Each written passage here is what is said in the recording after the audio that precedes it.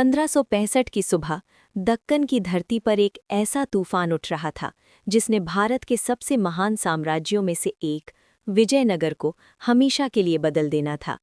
इस युद्ध को इतिहास में रक्कासा टंगड़ी का युद्ध या तालीकोटा का युद्ध कहा जाता है।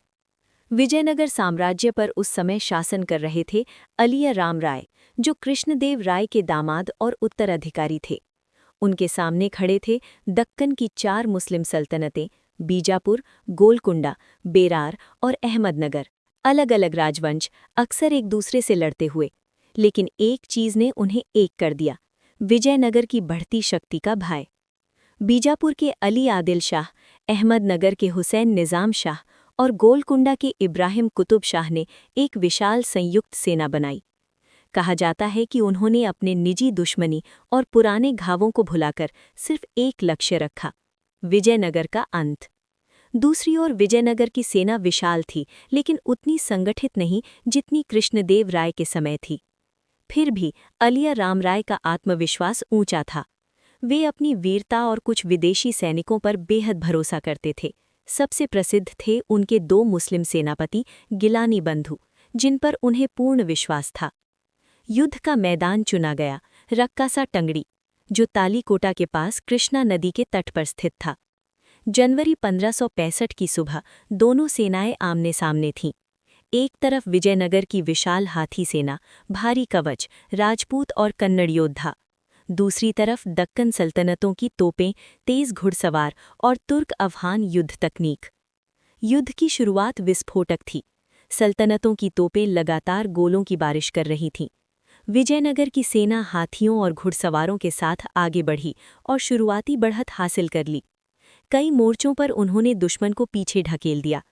ऐसा लग रहा था कि विजयनगर फिर से एक बार अपना पुराना वैभव दिखाएगा। लेकिन इस युद्ध का असली मोड़ आया विश्वासघात से।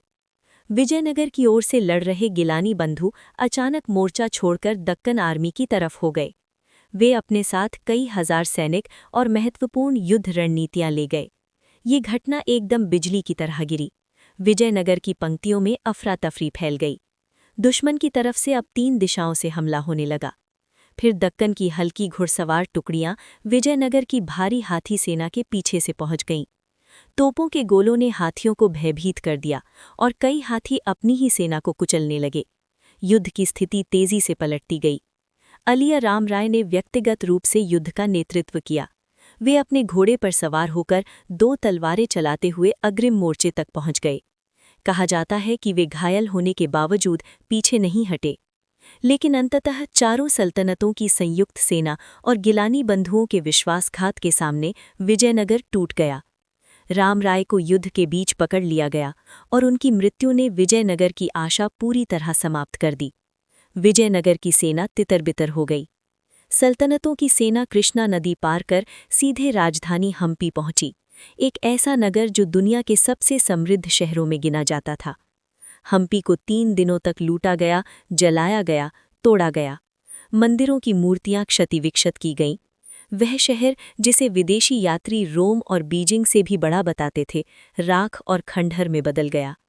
रक्कासा टंगड़ी का युद्ध सिर्फ एक सैन्य हार नहीं थी, ये दक्षिण भारत की राजनीतिक संरचना का अंत और दक्कन सल्तनतों के लिए निर्णायक मोड़ था। विजयनगर साम्राज्य बचा रहा, लेकिन उसकी शक्ति कभी वापस नहीं आई। एक महान साम्राज्य की कहानी उस युद्ध भूमि पर खत्म हो गई, जहां विश्वासघात और संयुक्त रणनीति ने इतिहास का रुख पलट दिया।